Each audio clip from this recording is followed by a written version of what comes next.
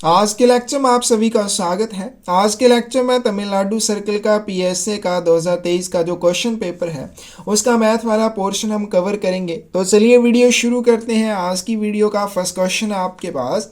A farmer travelled a distance of 61 kilometres in 9 hours. He traveled partly on foot at 4 km per hour and partly on bicycle at 9 km per hour. The distance travelled on foot is, एक इंसान ने 61 kilometre की दूरी 9 घंटे में तय की। उसने आंशिक दूरी जो है 4 किलोमीटर प्रति घंटा की गति से पैदल यात्रा करके और आंशिक रूप से 9 किलोमीटर प्रति घंटा की गति से साइकिल पर यात्रा करके तय की। पैदल तय की गई दूरी जो है वो कितनी है? तो यहाँ पे आपके पास दो चीजें दे रखी हैं। सबसे पहले आपके पास क्या दे रखा है? Total distance. टोटल डिस्टेंस दे रखा है आपके पास 61 किलोमीटर्स। नेक्स्ट चलते हैं, आपके पास और क्या दे रखा है? टाइम दे रखा है। टोटल जो टाइम है वो कितना आ जाएगा आपके पास? 9 घंटों का आ जाएगा। आगे चलते हैं, स्पीड दे रखी है कि जब वो पैदल चलता है तो 4 किलोमीटर प्रति घंटा की गति से और साइकिल पर चलता है तो 9 किलोमीटर प्रति घंटा की गति से चलता है। अब हमें जो चीज निकालनी है उसको हम लेट कर लेते हैं। Let distance travelled on foot, कि उसके द्वारा जो पैदल तय की गई दूरी है उसको हम मान लेते हैं x kilometre. Let distance travelled on foot be x kilometre. फिर आगे चलते हैं, पैदल चलने के लिए जब उसने पैदल डिस्टेंस x किलोमीटर को तय किया उसकी स्पीड कितनी थी? 4 किलोमीटर पर आवर।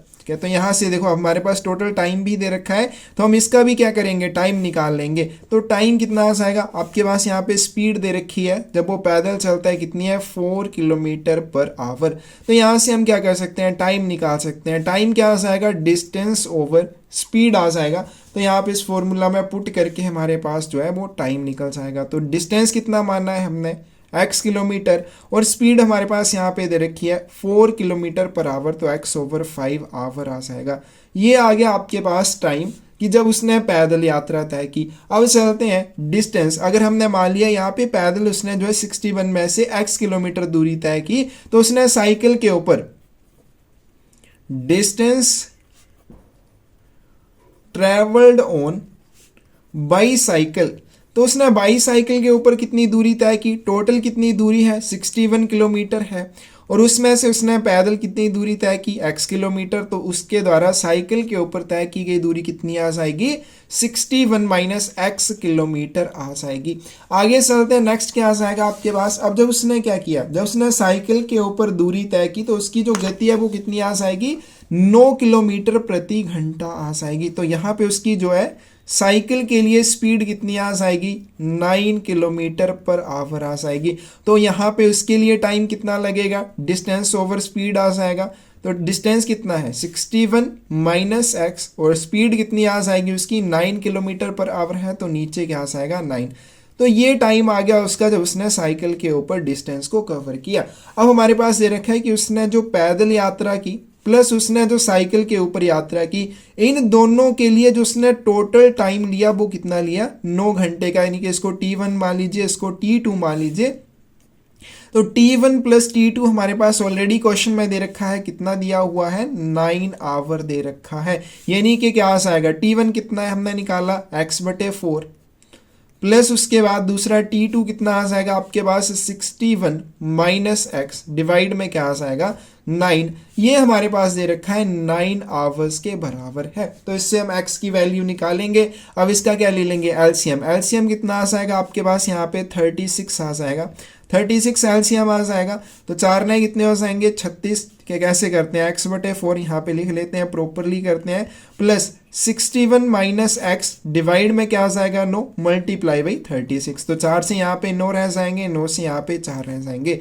क्या आ जाएगा आपके पास? 9x plus 4 into 61 minus x, और यहाँ पे 36 दूसरी साइड से ले जाएंगे, क्या हो जाएगा? Is equal to 9 multiply by 36। ये चीज आ गई आपके पास।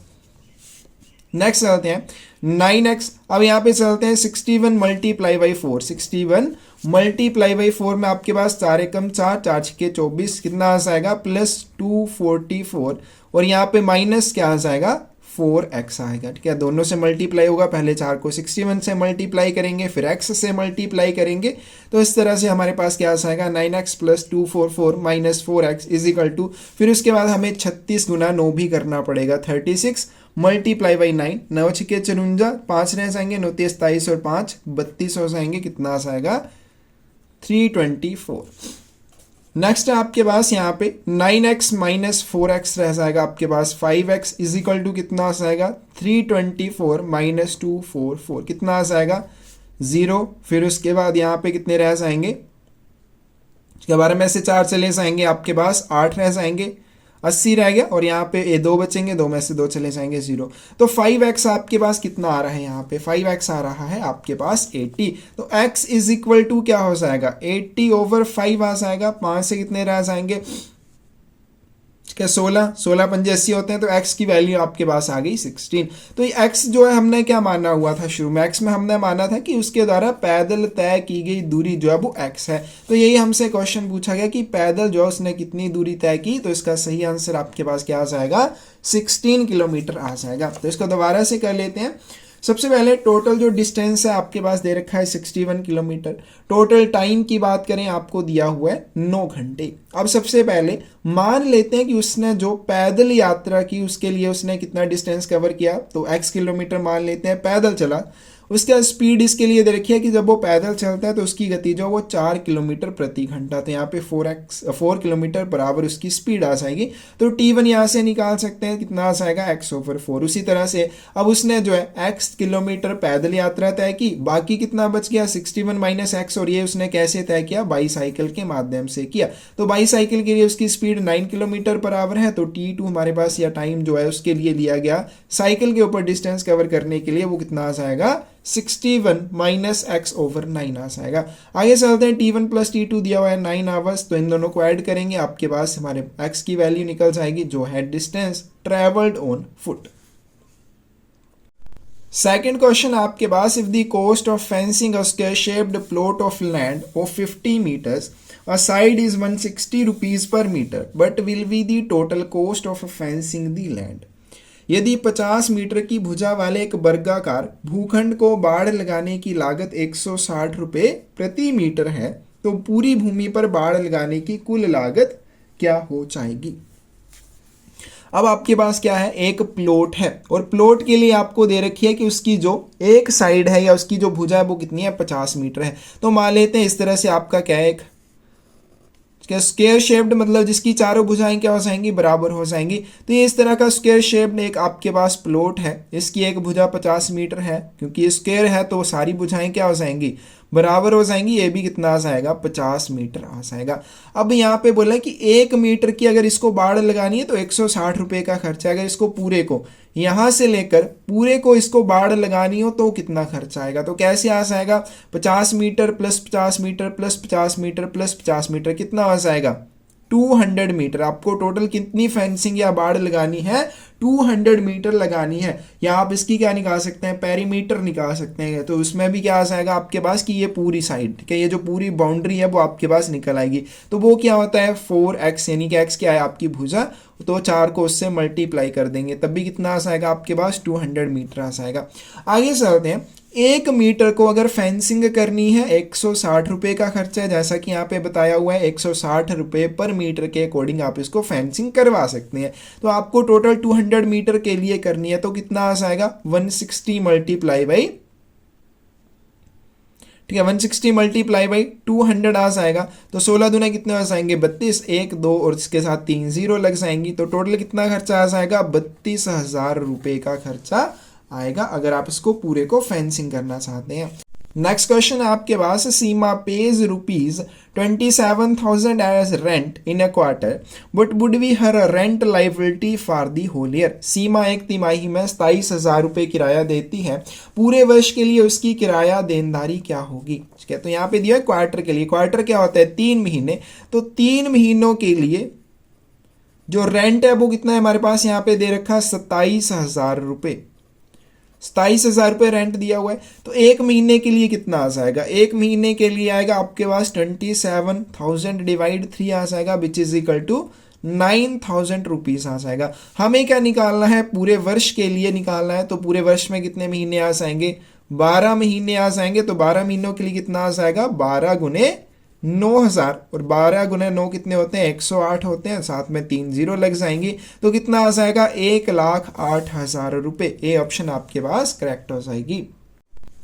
नेक्स्ट क्वेश्चन है आपके पास, an employee gets 40% of his basic pay as DA if his DA is ₹24,000 but is the basic pay. तो कोई एम्प्लॉई है, कोई कर्मचारी है, उसको उसके मूल वेतन का 40% डीए के रूप में मिलता है। यदि उसका डीए 24,000 रुपये है तो मूल वेतन क्या हो जाएगा।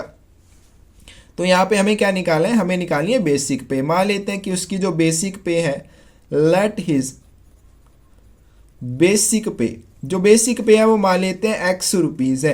क्वेश्चन के अकॉर्डिंग आपको क्या दिया हुआ है, क्वेश्चन के अकॉर्डिंग बोला है कि 40% ऑफ इस बेसिक पे, यानी कि बेसिक पे हमने क्या मानी, X रुपीज। तो 40% ऑफ X हमारे पास जो है 24,000 रुपये। X क्या माना हमने, बेसिक पे। तो हमारे पास दिया है कि 40% ऑफ इस बेसिक पे इज इक्वल टू 24,000। तो यहां से हम क्या करेंगे, X की वैल्यू निकाल लेंगे। कैसे आएगी, 40/100 multiply by X is equal to 24,000, और यहाँ से आपके पास X इज इक्वल टू क्या हो जाएगा, 24,000 मल्टीप्लाई बाई 100 डिवाइड में आ जाएगा 40, जीरो चली जाएगी, 4 छिके 24, 600 रह जाएगा। 600 गुना 100 कितना आ जाएगा आपके पास, 60,000 रुपये आ जाएगा। तो 60,000 रुपये क्या आ जाएगी, उसकी बेसिक पे आ जाएगी। नेक्स्ट क्वेश्चन आपके पास, a football field is 400 meter long and 100 meters wide if a footballer runs 5 rounds of the field along the boundaries but is the total distance covered by him। क्या बताया गया है कि एक फुटबॉल का मैदान जो है, जो 400 मीटर लंबा और 100 मीटर चौड़ा है, यदि एक फुटबॉलर सीमाओं के साथ साथ मैदान के 5 चक्कर लगाता है तो उसके द्वारा तय की गई कुल दूरी कितनी होगी। तो किस तरह से यह ग्राउंड आयताकार है, इस तरह से चौड़ाई क्या हो जाएगी, ये वाली चीज कितनी दे रखी है आपको, 100 मीटर वाइड है, और लेंथ की बात करें, इसकी लंबाई की बात करें तो वो कितनी है, 400 मीटर्स है, ये दे रखा है। तो इसकी सामने वाली भुजा भी कितनी हो जाएगी, 400 मीटर हो जाएगी, और इसके सामने वाली कितनी हो जाएगी, 100 मीटर। तो ये आ जाएगा आपके पास टोटल कितना डिस्टेंस। एक बार में अगर यहाँ से लेकर यहाँ तक पूरा चक्कर लगाऊंगा, कितना डिस्टेंस आ जाएगा, 400 प्लस 100 500 प्लस 400 900 प्लस 100 कितना आ जाएगा, 1000। तो एक चक्कर लगाने में कितना टोटल डिस्टेंस कवर हो गया, 1000 मीटर का डिस्टेंस कवर हो जाता है। हमें कितने चक्कर लगाने हैं, 5 चक्कर लगाने। तो 5 गुना कितना आ जाएगा, 1000, विच इज इक्वल टू क्या आ जाएगा, 5000 metre, which is equal to क्या, 5 किलोमीटर, ये हो जाएगा। यानी कि वो इसके साथ साथ अगर 5 चक्कर लगाता है तो 5 किलोमीटर का डिस्टेंस कवर करेगा। अब यहाँ पे जो आपकी आयत है, इसके लिए आप और फॉर्मूला क्या होता है, 2 × L + B, क्या, 2 गुना लंबाई जमा चौड़ाई। तो कैसे आ जाएगा, 2, लेंथ कितनी है, 400 मीटर है, पर कई बार एग्जाम में हमें ये नहीं आते होते हैं, हम भूल गए होते हैं, तो इस तरह से भी आप निकाल सकते हैं जोड़ के। तो कितना आ जाएगा, लंबाई कितनी है 400 प्लस कितना आ जाएगा आपके पास 250, 2 गुना 500 कितना आ जाएगा आपके पास 1000। एक चक्कर लगाने में 1000 मीटर का डिस्टेंस कवर होता है, 5 चक्कर लगाने में 5000 मीटर का हो जाएगा, विच इज इक्वल टू कितना होता है, 5 किलोमीटर होता है। नेक्स्ट क्वेश्चन आपके पास, shopkeeper bought 200 bulbs for ₹15 each. Out of those 20 bulbs were fused, so he sold the remaining at ₹20 each. Find the percentage of gain or loss. एक दुकानदार ने 15 रुपये प्रति बल्ब के हिसाब से 200 बल्ब खरीदे, उसमें से 20 बल्ब जो है वो फ्यूज हो गए थे, इसलिए उसने शेष जो इतने बल्ब थे उनको 20 रुपये प्रत्येक पर बेच दिया। लाभ या हानि जो भी उसको होती है उसका परसेंटेज हमें निकालना है।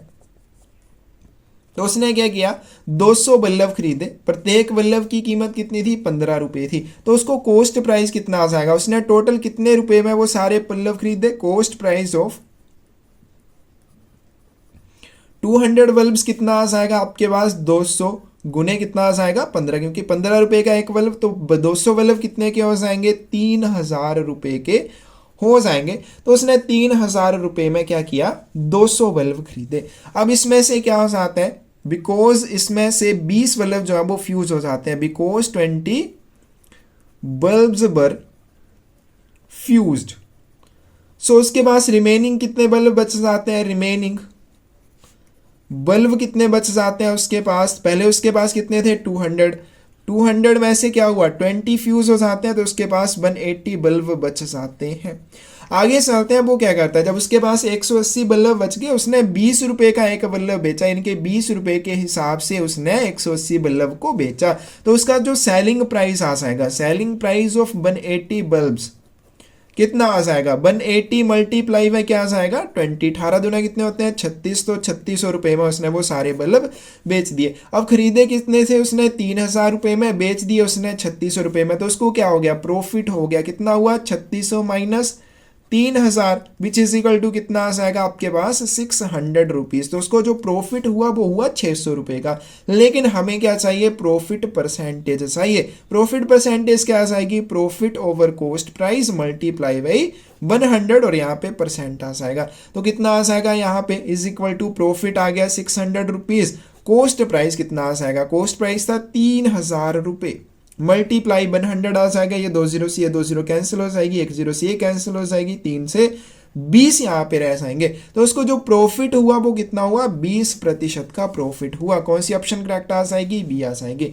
तो शुरुआत में क्या किया, 200 बल्ब उसने खरीदे, 15 रुपए का एक बल्ब उसे पड़ा, 200 बल्ब की कीमत कितनी हो जाएगी 3000 रुपये हो जाएगी। अब इसमें से 20 बल्ब जो है वो फ्यूज हो जाते हैं तो उसके पास केवल 180 बल्ब बचते हैं। फिर वो उनको क्या करता है 20 रुपये पर बल्ब के हिसाब से बेचता है। तो जब उसको बेचता है 180 बल्ब बेचने पर 3600 रुपये बनते हैं। तो उसने खरीदे 3000 के थे, बेचे उसने 3600 के, तो उसको 600 रुपये का क्या हो गया प्रॉफिट हो गया। कितना हो जाएगा 20% हो जाएगा।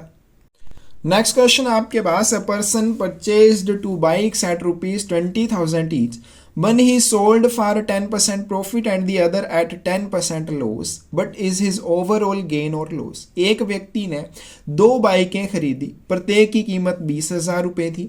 फिर उसके बाद जब उसने बेचा तो एक को 10% के लाभ पर और दूसरे को 10% की हानि पर बेचा। उसको कुल लाभ या कुल हानि जो वो कितनी होती है। तो वो क्या करता है 2 बाइक खरीदता है, प्रत्येक बाइक की कीमत 20,000 रुपये, तो उसने टोटल कितने पैसे खर्च किए। तो टोटल जो कॉस्ट प्राइस आ जाएगा, कॉस्ट प्राइस ऑफ 2 बाइक्स वो कितना आ जाएगा इज इक्वल टू हो जाएगा 20,000 गुना कितना आ जाएगा आपके पास 2, क्योंकि उसने 2 बाइक खरीदने हैं, एक की कीमत 20,000 है तो दोनों की कितनी हो जाएगी 40,000 रुपये। तो ये तो आ जाएगी खरीदने के बाद। फिर जब वो बेचता है तो एक बाइक के ऊपर उसको 10% का प्रॉफिट होता है। तो यहाँ पे सेलिंग प्राइस कितना आ जाएगा उस बाइक का, selling price of first bike is equal to 20,000 रुपये की उसने खरीदी थी, प्लस उसको क्या होता है 20,000 रुपये पर 10% का प्रॉफिट भी होता है। तो कितना आ जाएगा 10% ऑफ 20,000 कितना आ जाएगा 20,000 प्लस 10/100 गुने 20,000 आ जाएगा। ये 0 कैंसिल हो जाएगी, कितना बच जाएगा 20,000 प्लस कितना आ जाएगा 2,000। तो कितना हो जाएगा टोटल इसका सेलिंग प्राइस 22,000 रुपये हो जाएगा। तो पहली जो बाइक उसने बेची वो कितने में बेची 22,000 रुपये में बेच दी, जिसके ऊपर उसको 10% का प्रॉफिट होता है। आगे चलते हैं, selling price of second bike, जो दूसरी बाइक है उसके सेलिंग प्राइस की बात करें तो 20,000 प्लस क्या आ जाएगा आपके पास, प्लस नहीं आएगा माइनस आएगा, क्योंकि उसको क्या होता है लॉस हो जाता है। तो 10% ऑफ 20,000 तो कितना आ जाएगा 20,000 माइनस 10% ऑफ 20,000 कितना हमने यहाँ पे निकाला 2,000 आ जाएगा। तो यानी कि उसने दूसरी जो बाइक बेची वो कितने में बेची 18,000 रुपीज़ में बेची, 18,000 रुपये में बेची। अब एक बेची उसने 22,000 रुपये में, एक बेची 18,000 रुपये में। तो जो टोटल सेलिंग प्राइस आ जाएगा वो कितना आएगा आपके पास 22,000 प्लस कितना आएगा 18,000। तो ये भी कितना होता है आपके पास 40,000 होता है। तो उसने बाइकें जो है वो खरीदी कितने रुपए में थी 40,000 रुपये में, जब बेची तब भी उसको कितने की बिकी वो 40,000 रुपये की। तो ना तो उसको प्रॉफिट हुआ और ना ही उसको लॉस हुआ, ये ऑप्शन करेक्ट आ जाएगी। नेक्स्ट क्वेश्चन है आपके पास, an employ takes ₹15,000 loan at simple interest from the bank and repays ₹20,000 after 10 years, calculate the rate of interest. एक कर्मचारी बैंक से साधारण ब्याज पर 15,000 रुपये का ऋण लेता है और 10 वर्षों के बाद 20,000 रुपये चुकाता है, ब्याज की गणना करें। तो सबसे पहले हमारे पास यहाँ पे दिया प्रिंसिपल। प्रिंसिपल कितना दे रखा है? 15,000 रुपये।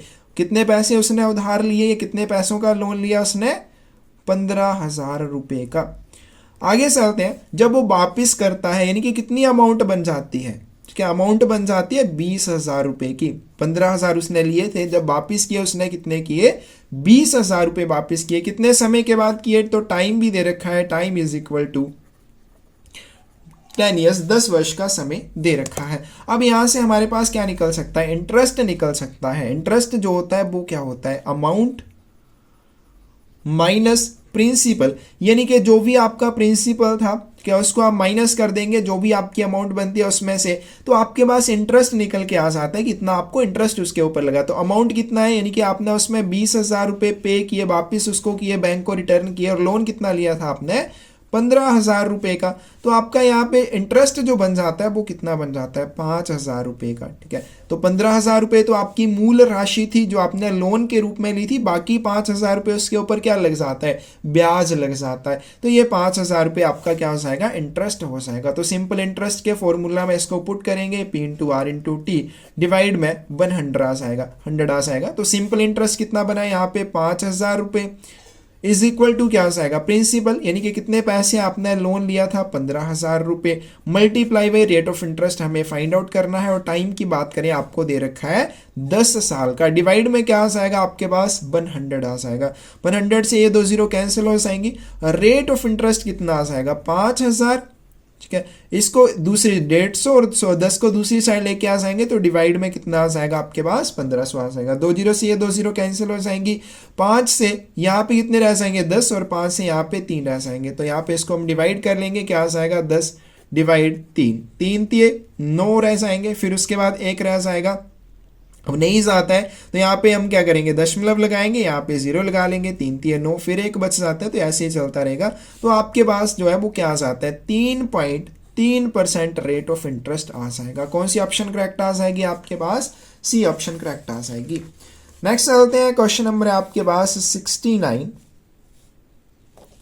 In a mixture of 60 liters of liquid consisting of water and milk, the water to milk ratio is 1:4.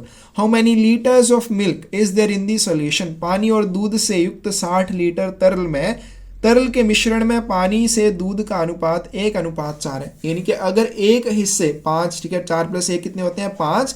5 हिस्सों में से एक हिस्सा उसमें पानी है और 4 हिस्से क्या है? दूध। हमें क्या निकालना है? उस घोल में कितने लीटर दूध है। तो इसमें सबसे मान लेते हैं कि let quantity of water and milk be, हमारे पास जो दूध है और पानी है उसकी मात्रा मान लेते हैं हम 1:4 दे रखा है, तो इसको मान लेते हैं 1x एंड 4x, यानी कि 1x क्या आ जाएगा आपके पास? पानी, और 4x क्या आ जाएगा आपके पास? मिल्क आ जाएगा। तो लेट की quantity of water and milk भी 1x and 4x। According to question आपके पास क्या बोला है कि ये जो 1x + 4x यानी कि ये दोनों का जो मिश्रण है टोटल कितना है? 60 लीटर है। तो यहाँ पे हम x की वैल्यू निकाल सकते हैं। 4x + x क्या आ जाएगा आपके पास? 5x। 5x is equal to क्या आ जाएगा? 60, और x यहाँ से हम निकाल सकते हैं 60 डिवाइड 5, तो कितना आ जाएगा? 12 आ जाएगा। तो ये आगे हमारे पास x की वैल्यू। हमें क्या बताना है? हमें बताना है कि इसमें जो पानी है कितने लीटर दूध है, ठीक है, ये हमें निकालना है। तो ये 12 जो x क्या है हमारे पास? x हमारे पास यहाँ पे पानी की मात्रा है 12 लीटर। तो इसमें से हम 60 में टोटल 60 लीटर है तो उसमें से 12 निकालेंगे, 48 रह जाएगा, तो ये दूध आ जाएगा। और क्या तरीका है? दूध कितना है उसमें? 4x है, तो x की वैल्यू कितनी है? 12, तो 4 × 12 कितना आ जाएगा? 48 आ जाएगा। तब भी आपके दूध जो है उस मिश्रण में, उस लिक्विड में दूध की मात्रा आ जाएगी। कितनी आ जाएगी? 48 लीटर आ जाएगी। डी ऑप्शन करेक्ट हो जाएगी। नेक्स्ट क्वेश्चन है आपके पास, if a circle is drawn on the ground by using a rope which is 21 feet away from the center, how much of rope would be required to complete the circle? यदि केंद्र से 21 feet की दूरी पर रस्सी का उपयोग करके जमीन पर एक वृत्त खींचा जाए तो वृत्त को पूरा करने के लिए कितनी रस्सी की आवश्यकता होगी? क्या बोलेगा? एक आपके पास 21 फीट की रस्सी है, मान लीजिए क्या आ गया? 21 फीट आ गया। अब इसी रस्सी के अकॉर्डिंग मतलब इस तरह से एक क्या बनाया जाता है, सर्कल बनाया जाता है, ठीक है। रस्सी को यहाँ पे सेंटर पे पकड़ा है और यहाँ से क्या किया जाता है, उसको इस तरह से घुमाया जाता है, इस तरह से क्या बन जाएगा आपका एक सर्कल बन जाएगा। अब इस सर्कल का रेडियस कितना आ गया, 21 फीट आ जाएगा, 21 फीट क्या आ गया, ये जो रस्सी है इसका क्या आ जाएगा, सर्कल का रेडियस आ जाएगा, इसकी त्रिज्या आप बोल सकते हैं। हमें क्या बताना है, इस सर्कल को पूरा करने के लिए फिर कितनी रस्सी की आवश्यकता होगी। तो इसके लिए हमें क्या चाहिए, सरकमफ्रेंस। सरकमफ्रेंस क्या होती है, परिधि। परिधि मतलब ये जो बाहरी इसकी बाउंड्री है। तो परिधि के लिए या सरकमफ्रेंस के लिए क्या फॉर्मूला होता है, फॉर्मूला रहेगा 2 पाई आर, जहां पे आर जो है रेडियस, पाई जो है इसकी वैल्यू होती है 22/7, इंपॉर्टेंट है। तो यहाँ पे 2 गुने 22/7, पाई की वैल्यू 22/7 और रेडियस कितना है 21 फीट है। 7 ही कितने हो जाएंगे 21, तो 22 दूना 44 मल्टीप्लाई बाई 3, तो 3 चौके 12, क्या 4 3 12 और 1 13, 132 फीट रस्सी की आवश्यकता होगी इस पूरे सर्कल को बनाने के लिए, जिसका रेडियस जो है आपके पास 21 फीट होगा। नेक्स्ट क्वेश्चन आपके पास, the ratio between the speeds of two trains is 7:8। If the second train runs 400 kilometres in 4 hours and the speed of this first train is, दो ट्रेनों की गति के बीच का अनुपात 7:8 है। यदि दूसरी ट्रेन 4 घंटे में 400 किलोमीटर चलती है तो पहली ट्रेन की गति क्या हो जाएगी। आपके पास जो ट्रेनें हैं उन ट्रेन्स की जो स्पीड है उनका अनुपात दे रखा है। क्या अनुपात दे रखा है, 7:8। तो हम मान लेते हैं कि उनकी जो स्पीड है, let the speed of two trains be 7x and 8x। ये हमने मान लिया कि 7x और 8x उनकी स्पीड है 7:8 की, क्योंकि उनकी रेशो दी गई है स्पीड्स की। तो हमने मान लिया कि उनकी जो स्पीड है वो 7x है और दूसरी ट्रेन की 8x है। अब सेकंड ट्रेन के लिए हमें दिया हुआ है कि वो 400 किलोमीटर दौड़ती है 4 घंटे में, यानी कि 4 घंटे में 400 किलोमीटर का डिस्टेंस कवर कर लेती है। तो इस सेकंड ट्रेन की जो सेकंड ट्रेन है इसकी स्पीड आपके पास कितनी आ जाएगी। स्पीड क्या होता है, डिस्टेंस ओवर टाइम। तो डिस्टेंस कितना कवर कर रही है वो 400 किलोमीटर, और टाइम की बात करें 4 घंटे में कर रही है, तो उसकी जो स्पीड है वो कितनी आ जाएगी, 100 किलोमीटर पर आवर आ जाएगी। लेकिन हमने तो यहाँ पे भी माना है कि जो स्पीड है वो क्या है, 7x और 8x है। तो सेकंड ट्रेन के लिए दे रखा है 100 किलोमीटर प्रति घंटा उसकी गति है, और यहाँ पे हमने क्या माना है कि 8x उसकी स्पीड है। तो ये दोनों क्या आ जाएंगे बराबर, 8x इज इक्वल टू 100 और x क्या आ जाएगा 100/8 आ जाएगा। ये हमारे पास x की वैल्यू आ जाएगी। हमें लेकिन क्या बताना है, पहली ट्रेन की गति या स्पीड क्या है वो बताना है। तो पहली ट्रेन की स्पीड कितनी है 7x, तो x की वैल्यू अगर 100/8 है तो 7x की क्या आ जाएगी 7 मल्टीप्लाई बाई 100/8 आ जाएगा। तो ये हमारे पास यहाँ पे कैंसिल हो जाएगा, 2 से यहाँ पे 4 रह जाएंगे, 2 से यहाँ पे 50, फिर आगे चलते हैं 2 रह जाएंगे यहाँ पे 25, तो 25 सत्ते कितने हो जाएंगे, 5 सत्ते 35, 3 रह जाएंगे, 7 दूनी 14, 3 17, 175 आ जाएंगे। डिवाइड में क्या आ जाएगा आपके पास 2 आ जाएगा। तो 175 डिवाइड कर लेंगे 2 से, 2 अट्ठे कितने हो जाएंगे 16, 1 रह जाएगा 15, 2 सत्ते 14, फिर उसके बाद 1 रह जाएगा। आगे ये नहीं जाएगा, ठीक है, ये छोटा है 2 बड़े हैं, तो यहाँ पे 0 लगाएंगे और यहाँ पे दशमलव लगाएंगे, तो 2 पंजे 10 क्या से आए 0 आ जाएगा। तो कितना आ गया 87.5 किलोमीटर पर आवर आ जाएगा। तो ये आ जाएगा आपके पास फर्स्ट ट्रेन की स्पीड। सेकंड ट्रेन की स्पीड क्या आ जाएगी, तो इसको मल्टीप्लाई कर लेंगे, यहाँ पे 7 की जगह पे 8 आ जाएगा, तो हमारे पास सेकंड ट्रेन की स्पीड आ जाएगी। तो इस तरह से हमारे पास ये आंसर निकल गया। तो सेकंड ट्रेन की स्पीड यहाँ पे भी निकाल ली है 100 किलोमीटर पर आवर। दूसरी ट्रेन की स्पीड आ जाएगी 87.5 kilometre per hour. Next question आपके पास, a person walked 12 kilometre towards east and then took a left turn and walked for 5 kilometre. How far is he from the starting point by the shortest route? एक व्यक्ति पूर्व की ओर 12 kilometre चला और फिर बाईं ओर मुड़कर 5 किलोमीटर चला, वह सबसे छोटे मार्ग से शुरुआती बिंदु से कितना दूर है। तो यहाँ पे हमने क्या कर लिया, डायरेक्शंस वाली लाइन लगा ली। ये आपके पास ईस्ट डायरेक्शन आ जाएगी, ये वेस्ट, ये नॉर्थ और ये साउथ डायरेक्शन आ जाएगी। अब यहाँ से वो चलना शुरू करता है, क्या करता है 12 किलोमीटर ईस्ट की ओर चलता है, इस तरफ को वो क्या करता है 12 किलोमीटर चलता है, तो यहाँ जैसे वो पहुंच जाता है। फिर उसके बाद वो लेफ्ट लेता है, लेफ्ट टर्न, मान लीजिए आप इस डायरेक्शन में जा रहे हैं तो लेफ्ट कौन सी साइड आ जाएगी ऊपर की तरफ, ऊपर की तरफ मुड़ता है और 5 किलोमीटर का और डिस्टेंस कवर कर लेता है। हमें क्या बताना है, वो यहाँ पर था अब यहाँ पर पहुंच गया, तो हमें इसके बीच का डिस्टेंस बताना है कि कितना डिस्टेंस हो जाएगा। तो इसके लिए क्या फॉर्मूला होता है, ओ ए बी।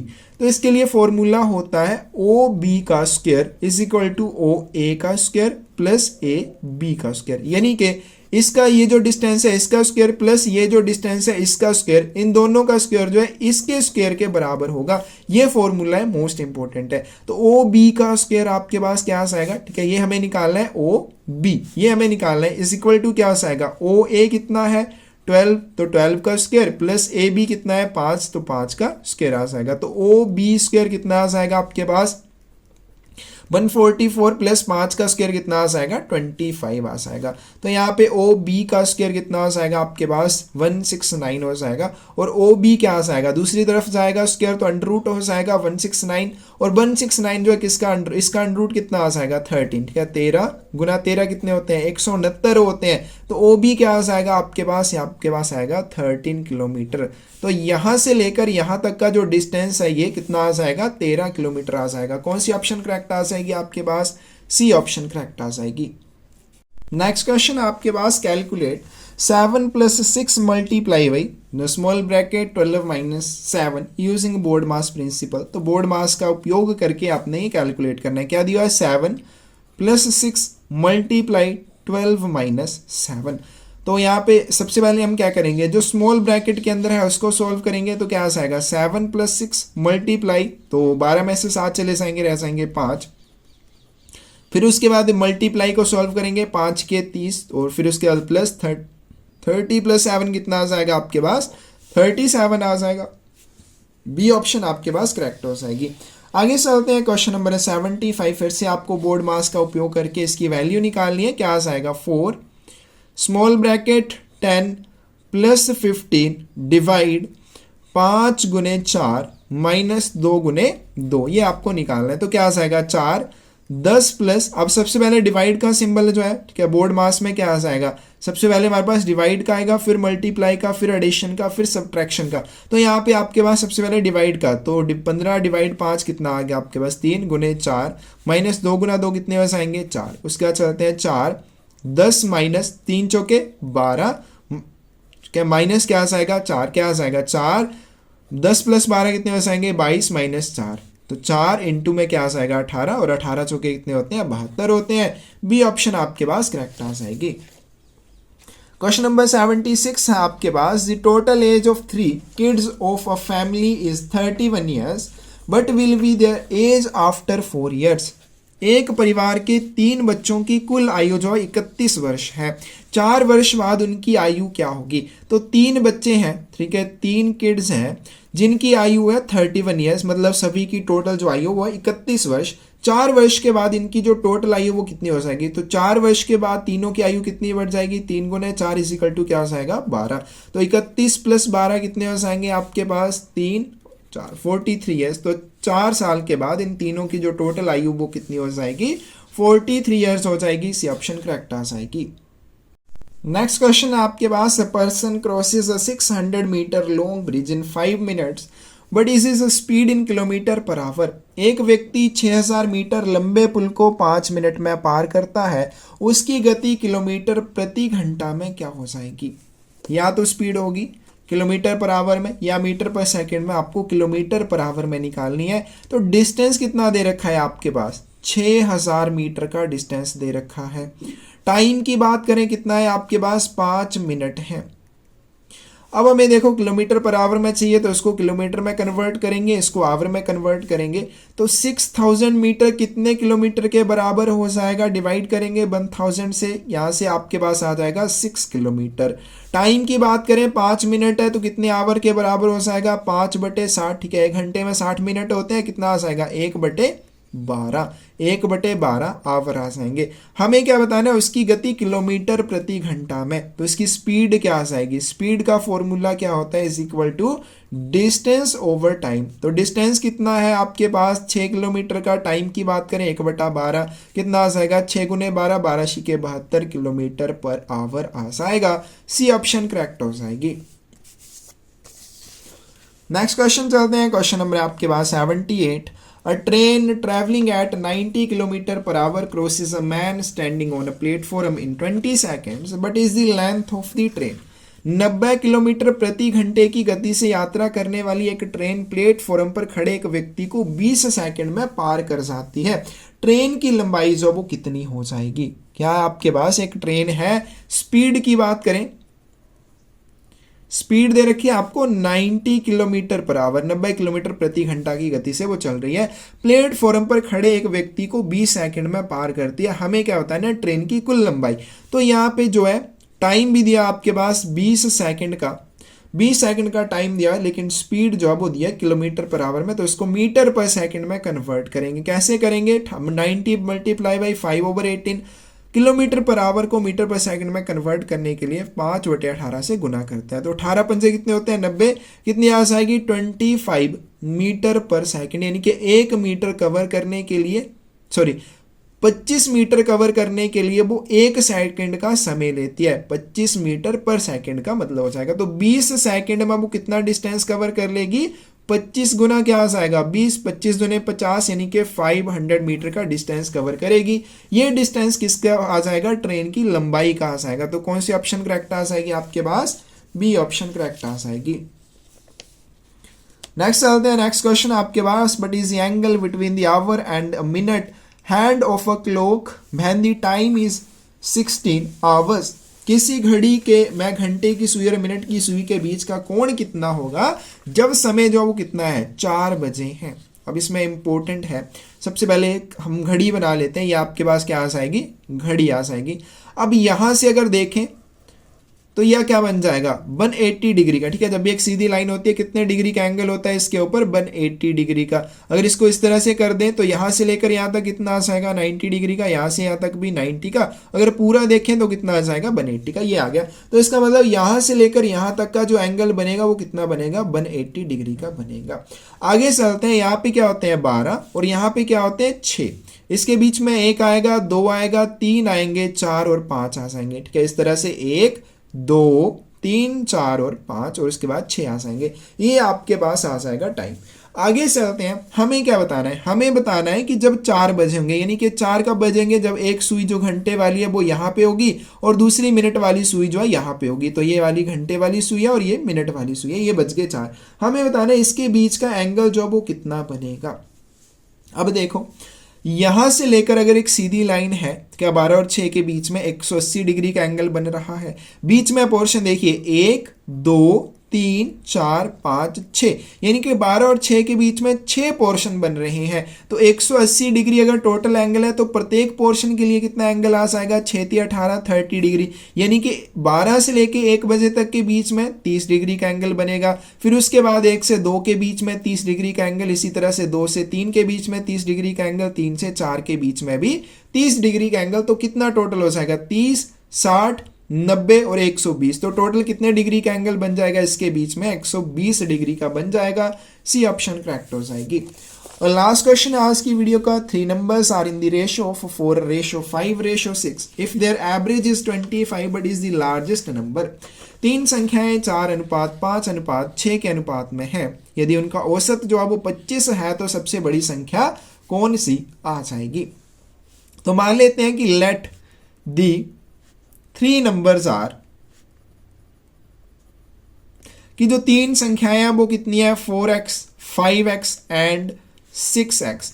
अब क्वेश्चन के अकॉर्डिंग दिया कि इनकी एवरेज। अब एवरेज क्या हो जाएगी, 4x plus 5x plus 6x divide में क्या आ जाएगा, 3। क्या टोटल जो एवरेज कैसे निकालते हैं, जो भी आपको संख्याएं दी हैं उनको जोड़ते हैं, डिवाइड कितनी संख्याएं हैं। तो 4x plus 5x plus 6x divide क्या आ जाएगा, 3, क्योंकि 3 संख्याएं हैं। ये हमें दिया 25 के बराबर है, 25 के बराबर है। तो 4, 5, 9, 6 कितने हो जाएंगे आपके पास, 15।